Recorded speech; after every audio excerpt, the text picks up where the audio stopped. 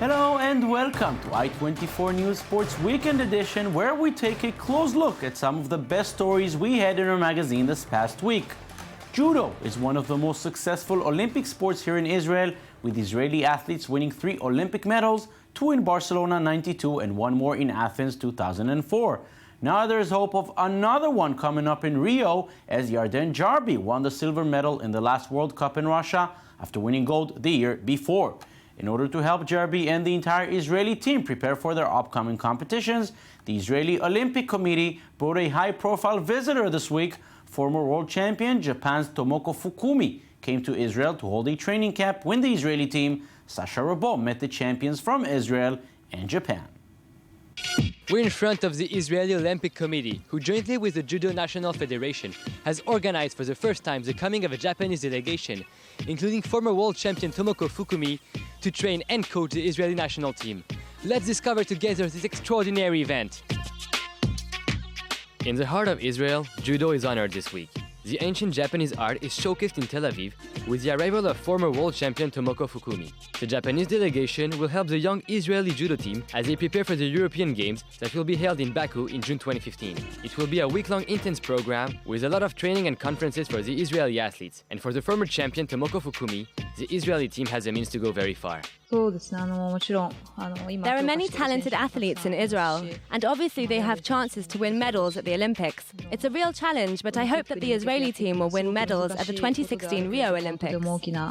Among the lucky people who will receive the advice from the Japanese is a well-renowned athlete Yarden Jarbi, who won the World Championships that were held in Rio in August 2013. This year, the Israeli only won silver in Russia, but hopes to return to the top spot of her sport during the upcoming competitions she will be part of. I'm here with Yarden Jarbi, the Israeli world champion. Yarden, it's one of your first interviews since you came back from the World Championship. How did you feel about the competition? I had a very good competition in the Worlds in Chelyabinsk. I'm very happy for my result. Of course, I wanted the gold, but after my not the best year, I'm really satisfied with my silver medal.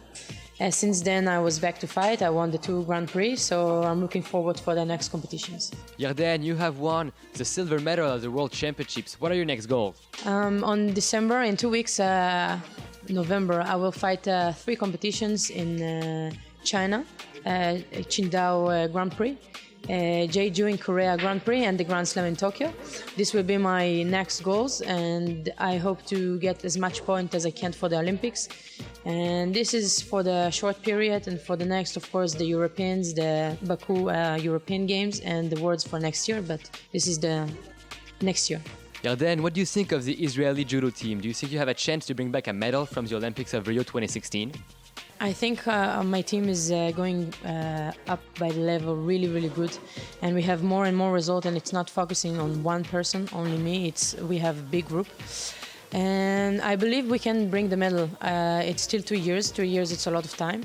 I believe in my team and I believe in me, so I think it's possible. What do you think of judo in Israel? I think the judo become really strong. As you see, the Japanese are here, so it's not obvious that Japanese team and someone like Tomoko Fukumi is coming to Israel. And I think we are processing really good. It's become really strong team, and I hope for the best for my team. For children who look at us right now, what would be your advice? The most important is to have fun in this kind of age and to enjoy what you do. And judo is really fun sport, and I think it's personal sport, but when you train with the group, it's fun. Just enjoy what you do and dream big and step by step. The Japanese delegation will stay in the Holy Land for a few days in order to benefit the Israeli athletes from all their experience, before returning to the land of the rising sun, where judo is already king. Injuries are, of course, a major part of professional sports. Head injuries leading to concussions are unfortunately very common. In the World Cup this past summer, we saw the examples of Christoph Krainer and Alvaro Pereira, and officials are trying to find solutions, as Liz Barenboim and Michael Friedman report. Ruptured ligaments, ankle sprains, and muscle strains are all common for footballers, but traumatic brain injuries have the worst consequences. And these account for 34% of injuries to players. A concussion is equivalent to the shock of a car smashed against a wall at 60 kilometers per hour. and the damage can be considerable with memory loss, balance problems, mood changes, and also neurological problems. Beyond the ball itself, players are colliding against the ground, the post, and other players. A footballer who plays 300 games will average 2,000 headers in their career, and those microshocks can cause many disorders. You're now more vulnerable to that next injury. You then get that second injury. That becomes even more problematic for the brain to recover from, usually resulting in much more prolonged recovery, in possibly rare cases, producing death and more permanent disability. Across the Atlantic, we always hear about American football players suffering from concussions. In 2007, a study showed that NFL players are 4 times more affected by Alzheimer's disease than the average because of the constant hits. In the world of football, FIFA has made some regulations. They advocate for players to wear heavier gear and for goalkeepers who are most exposed, including wearing elbow pads and knee pads.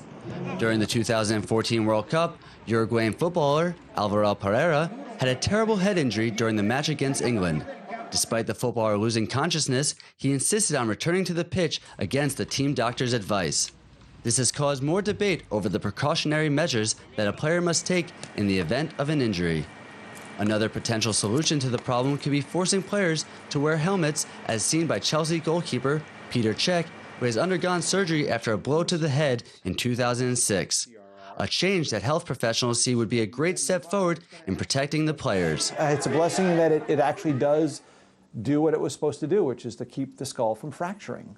The problem is it gives you this false sense of security for the soft tissue inside the skull, which is the brain. The English Football Federation believes it is the best interest of the players to be subbed out after being injured. But in France, there is no protocol to prevent concussions. The Federation and the Professional League are currently working towards fixing this problem. Beyond professionals, the current goal of many sports officials is to educate young people about the dangers related to these accidents. This is an important matter in not just football, but other sports such as rugby and hockey. If you put your elbow up into some kid's head, you could be ruining his season. If you hit a kid from behind, who knows what you're going to do damage-wise. We're trying to make sure that kids understand that they're accountable for their actions. There were 58 concussions, and 18 of those were not evaluated on the field during the 2013-2014 season. The top 14 rugby is the only sport that has taken the problem head-on. The Rugby Federation has doctors during the game to look after concussion victims immediately. But it appears the efforts are still far from where they need to be in the world of football. One of the most prestigious sailing races in the world, the Route du Rhum, took off this week from the French port of Saint-Malo. The transatlantic yacht race, held once every 4 years, is making history this time, as a 19-year-old is the youngest skipper to ever compete. But that is not even the most remarkable thing about Paul Ignard. More details in the following report.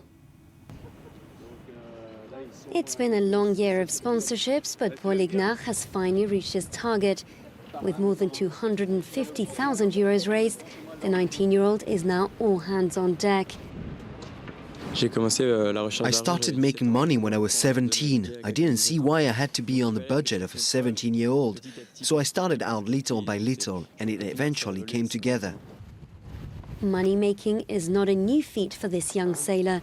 At school, he set up a business, leading a team of 6. So it's not just his seamanship that has earned him the respect of his peers. He is very mature. I really don't notice the age difference. I'm very confident in him. I hope high hopes for him because he's youthful and energetic. I think that he will go a long way and complete the Route du Rhum race beautifully. Despite the frenzy surrounding his participation in the solo transatlantic race, Paul manages to keep his feet firmly on the ground.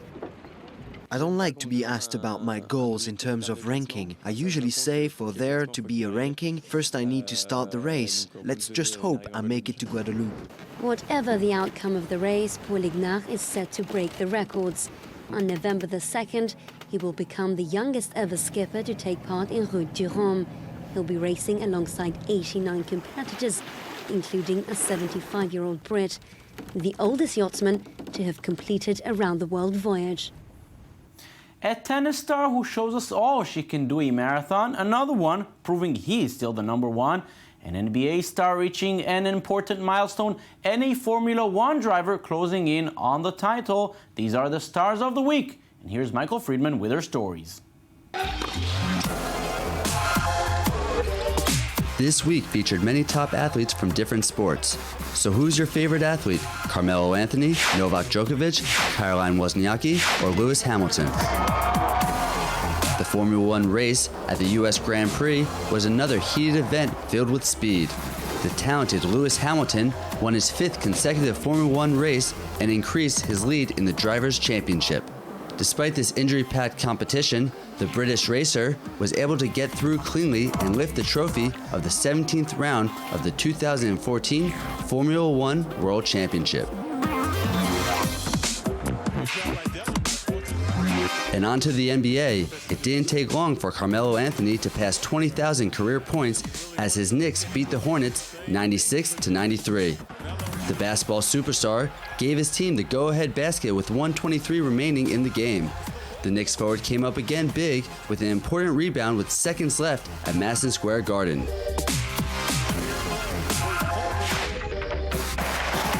As we are coming towards the end of the tennis season, Novak Djokovic is looking to finish at the top of the ATP ranking. The number 1 player in the world beat Kei Nishikori in the semifinals 6-2 and 6-3 to set up the finals against Milos Raonic. It didn't take the 27-year-old Serbian long as he brushed past the Canadian in 1 hour and 23 minutes, taking the Paris Masters 6-2 and 6-3. After this win, Djokovic became the 5th active player to record 600 tour-level wins. Djokovic, who did not drop a set during the whole week, claimed the 20th Masters title of his career and won the indoor tournament for the 3rd time.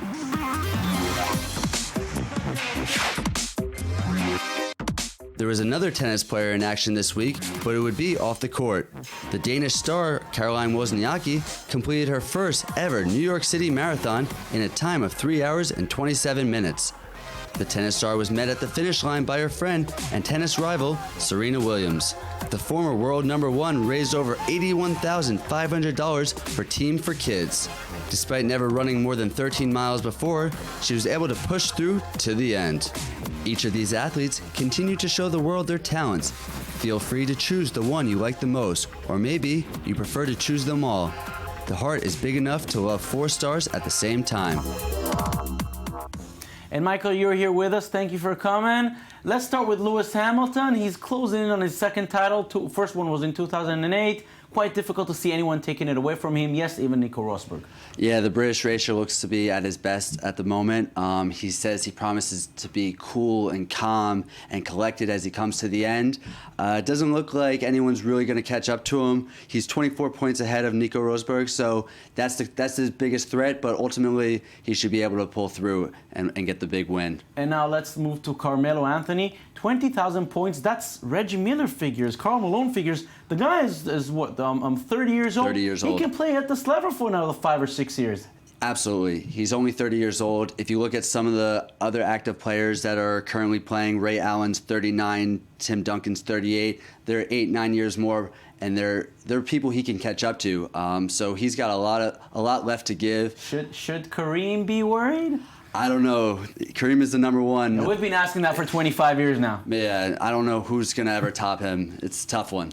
Now let's move to Novak Djokovic. And you know, the whole world, including us, we said what Roger Federer has to do in order to become the number 1. We just forgot one thing. There is a number 1, and he's not giving up that fast. He's giving the best answers on the court. There's a reason why he's the number 1, and he's proven it throughout the year. This is his year. He wants to end at the top, and he's not going to let anything come to chance. So he made sure he won Paris, and he's going to go to London and hopefully do the same. Yeah, and you know, this is the number 1. Rafael Nadal is out of the race. Roger Federer, he's good.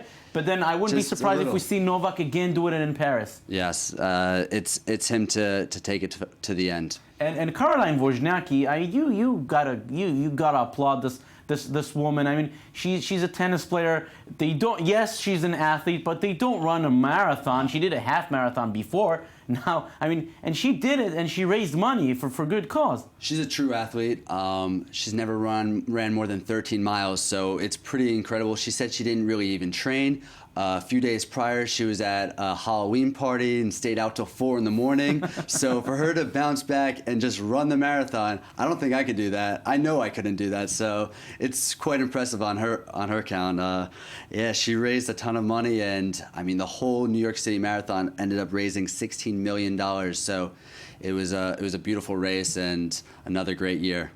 Beautiful, beautiful Caroline Wozniacki, and it was beautiful to see. I should say, we saw the story. We saw Serena Williams hugging her at the end. Beautiful story, beautiful. That's what sport is all about. You know, the rivals at 1 minute, and then the friends, you know, Absolutely. at the end of the day. So they go out and have a beer after one wins, one loses. They're still friends in the end. To see. Michael Friedman, thank you very much for being with us. Thank you. And that's it for this weekend edition. Don't forget, you can watch this and every other show on our website at i24news.tv. We're also on Facebook and on Twitter. Thank you for watching. Enjoy the rest of your weekend. Bye-bye.